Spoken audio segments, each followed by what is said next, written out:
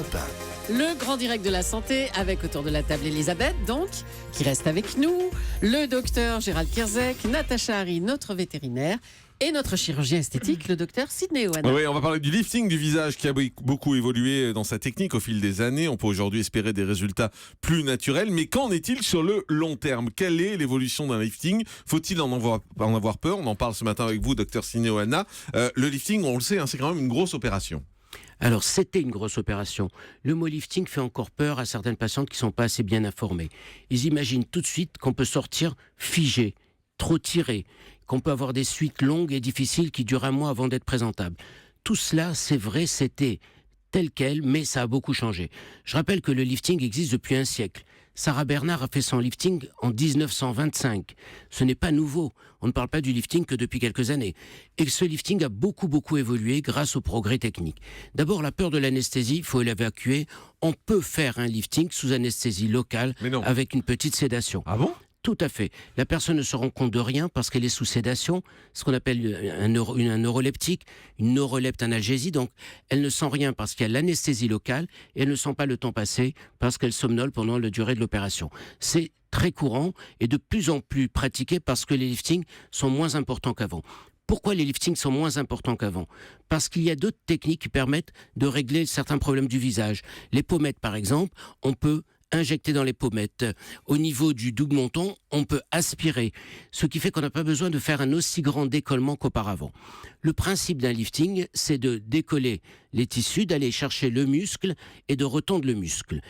Que la tension est supportée par le muscle, pas par la peau, et le résultat à ce moment-là est absolument naturel. À l'époque où on tirait que sur la peau, effectivement la peau paraissait tirée et figée. Maintenant la tension est sur le muscle sous-jacent, la peau est simplement posée, drapée, et on retire l'excédent. Ouais, c'est-à-dire qu'avant on décollait en fait toute la peau partout. On décollait beaucoup de peau et on tirait. C'est fini tout cela. Cet aspect de masse qu'on a pu voir dans certains films, c'est fini. On décolle peu, sur une courte distance, on atteint le bord du muscle, on retend le muscle, et on enlève la peau qui déborde. D'accord. C'est pour cela qu'on a parlé de soft lifting maintenant. Le soft lifting, c'est-à-dire un lifting léger. Et les Français sont très à l'avance. C'est eux qui ont mis au point toutes ces techniques, au point qu'on qualifie ce savoir français de French touch. C'est-à-dire que c'est un lifting avec la touche française et non pas la touche anglo-saxonne, où ils continuent à en vouloir pour leur argent et faire des grands liftings. Un lifting de bonne qualité ne doit pas se faire remarquer. On doit trouver que la personne a bonne mine et les suites opératoires de ce fait sont raccourcies. C'est fini la période d'un mois. On a des petits bleus et un gonflement. Les bleus, c'est des ecchymoses. Un gonflement, c'est un œdème. Ça va durer la première semaine. Ensuite, à partir de la deuxième semaine, sous l'effet des médicaments que l'on donne pour dégonfler et pour évacuer les bleus, eh bien progressivement, ça va partir pour être présentable à partir du 10e jour.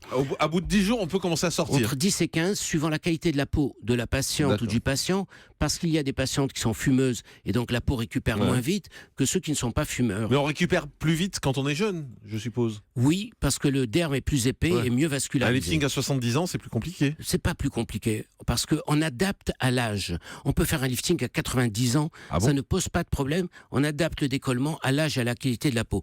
D'où l'importance de choisir un chirurgien qui a beaucoup d'expérience en matière de lifting, parce qu'il va adapter. Le lifting, ce n'est pas le même pour tout le monde, c'est un lifting à la carte. Parlons des douleurs, eh bien il y en a de moins en moins. C'est même pas un mot douleur, on doit parler d'inconfort, tout simplement. Et maintenant, on vous tire le muscle, on vous coupe la peau et tout. Et c'est plus un inconfort que grâce aux médications et aux antalgiques que l'on donne. Alors, que se passe-t-il s'il y a des problèmes après un lifting et qu'on veut avoir un recours? Alors d'abord, pour avoir un recours, il faut être opéré dans le pays où on vit. Parce que faire du tourisme chirurgical, aller se faire opérer, je ne citerai pas les pays, mais à ce moment-là, il faudra dépendre de la Cour de justice et d'expertise de ce pays, et donc repayer des frais d'expertise, etc. Où que ce soit, Surtout que la moindre complication, on appelle le médecin là-bas, est difficile de le trouver. Donc ce qui pourrait paraître une économie au départ devient un coût exorbitant à la fin si on pratique du tourisme chirurgical. Donc ça, c'est le problème que je voulais évacuer en premier. Ensuite, si on n'est pas d'accord avec le chirurgien sur un aspect du résultat, la cicatrice un peu visible, des petits détails comme ça. Premièrement, ne pas perdre confiance en son chirurgien, allez le revoir, parce que la possibilité de retouche est toujours possible. En revanche, si vous a trop tiré, c'est trop tard. Même cela, on a des moyens de parvenir. Mais un bon chirurgien ne peut pas trop tirer. Ça se règle. Vous savez, c'est très précis maintenant. On ne peut pas se tromper comme ça, on tire d'un côté, on tire pas de l'autre. Non, c'est pas comme ça. L'expérience permet de faire les choses vraiment sans erreur.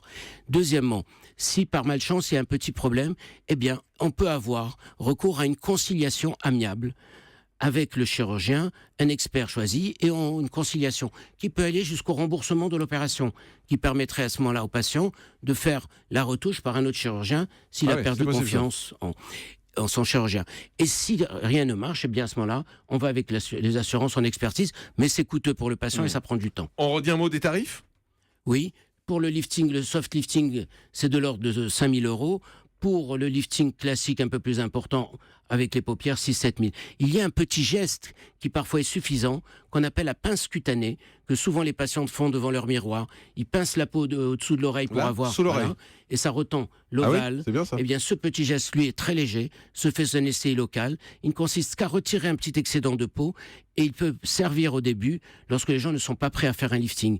Il y a d'autres gens qui font des petits fils, mais la pince cutanée est vraiment le petit geste adapté. On sort 2 heures après et on a le résultat que l'on obtient lorsqu'on fait ce geste. Absolument. C'est bien en fait. Et les cicatrices sont très légères. C'est bien, non ? Oui, je me vois pas. Donnez-moi un miroir. Non, mais ça ira. Superbe. Ne touchez à rien. On va aller au standard d'Europe 1. On va prendre Sabine. Bonjour Sabine.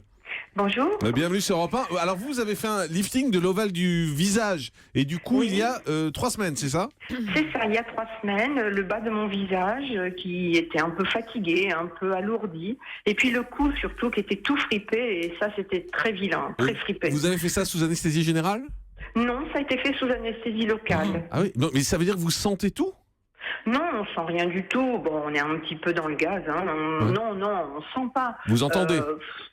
Oh, à peine. Ouais. Non, pas vraiment, pas vraiment. Les petits médicaments qu'on vous fait prendre vous mettent un petit peu, voilà, dans les nuages. Et puis, non, on ne se rend pas compte de ce qui se passe. Mais ça non, fait pas non. peur quand même ? Honnêtement. Non, j'avais confiance, Ouais. donc j'avais pas peur. Bon, après, j'ai bien réfléchi quand même. Mais non, j'avais pas peur. J'avais confiance dans l'équipe qui s'occupait de moi. C'est essentiel. Et vous nous parlez du cou aussi. Le coup. Comment on retend le cou, docteur Oana ? Parce qu'il y a plein de filles qui sont fripées. Qui sont inquiètes d'abord. Les hommes aussi. Oui, qui sont Ouais, mais chez gênés. les hommes, ça les gêne moins en général. Parce qu'il y a le double menton qui cache, c'est pour ça. Les femmes sont très gênées par les coups fripés. Alors à ce moment-là, c'est la partie que l'on tire derrière l'oreille. C'est pour ça qu'on peut avoir une cicatrice derrière l'oreille qui nous permet de décoller le cou et de le remonter. Et la cicatrice est derrière l'oreille pour la partie du c'est cou. assez simple à faire aussi. Oui. Et Sabine, aujourd'hui, vous êtes contente du résultat ? Écoutez, je vais vous dire, tout le monde me dit que j'ai bonne mine, que j'ai été mine resplendissante. Et moi, une semaine après, j'ai arrêté de mettre un gros foulard et j'ai regardé mon cou en me disant « Oh là là, mon cou est tout lisse ».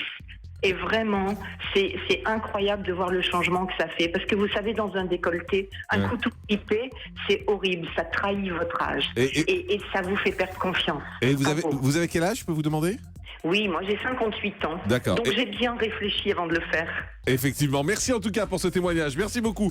On fait une pause et dans un instant, Natacha Harry va nous parler des animaux de compagnie. Comment savoir si votre animal vous aime ? C'est quand il vous lèche, non ? A tout de suite sur Europe. Jean-Marc Morandini sur Europe 1. Le grand direct, 9h midi. Alors, mon